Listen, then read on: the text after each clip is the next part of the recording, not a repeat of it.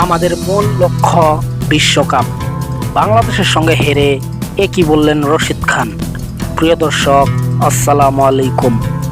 আফগানিস্তানের বিপক্ষে রোমাঞ্চকর জয়ে 3 ম্যাচ টি-20 সিরিজ শুরু করেছে বাংলাদেশ।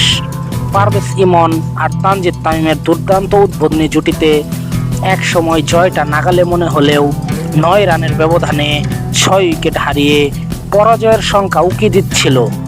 শেষ পর্যন্ত সহজ ম্যাচ কঠিন করে জিতল টিম টাইগার্স। 4 উইকেটের জয়ে সিরিজের শুভ সূচনা পেয়েছে জাকের আলীরা। সদ্য এশিয়া কাপেও আফগানদের হারিয়েছিল বাংলাদেশ।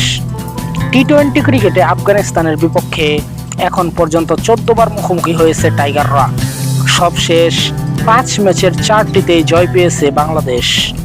প্রথম টি-20তে বাংলাদেশের নিশ্চিত জয় প্রায় ছিনিয়ে নিচ্ছিলেন রশিদ খান।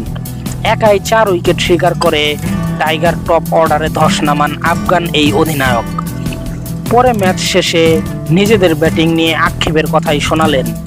তিনি বলেন, আমার মনে হয় 170-80 রান হতে পারত।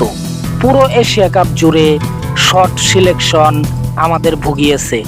এটা আসলে স্কিলের ব্যাপার না, এটা পুরোপুরি গেম অ্যাওয়ারনেসের ব্যাপার। পুরো এশিয়া কাপে আমরা উইকেট বিলিয়ে দিয়ে এসেছি, এমনকি এখানেও। আশা করি আমরা শিখব এবং ভালো করতে থাকব। আমাদের মূল লক্ষ্য হচ্ছে বিশ্বকাপ। ব্যাটারদের উচিত নিজেদের স্বাভাবিক খেলায় মনোযোগ দেওয়া। সময় নেওয়া যেতে পারে, কিন্তু চাপের মুখে শট বাছাইয়ের ভুলটা হয়ে যায়। বোলিং নিয়ে রশিদ বলেন, আমার মনে হয় প্রথম 6 থেকে 10 ওভারে আমরা ভালো বোলিং করিনি। যত বেশি স্টাম্পে বল করা যায় তত ভালো, কারণ বাইরে বল করলেই রান নেওয়া সহজ হয়ে যায়। আমি মনে করি আমরা যখনই নিয়মিতভাবে স্টাম্পে বল করতে শুরু করেছি এবং ব্যাটসম্যানদের প্রশ্নের মুখে ফেলেছি, তখনই ম্যাচে ফিরতে পেরেছি। আরও বলেন, বাংলাদেশ যেভাবে শুরু করেছিল, শেষ 8 ওভারে 50 রান প্রয়োজন ছিল। সেখান থেকে ফেরার জন্য সবার খুব ভালো প্রচেষ্টা ছিল। আমার এখনো মনে হয় আমরা আরও ভালোভাবে শেষ করতে পারতাম।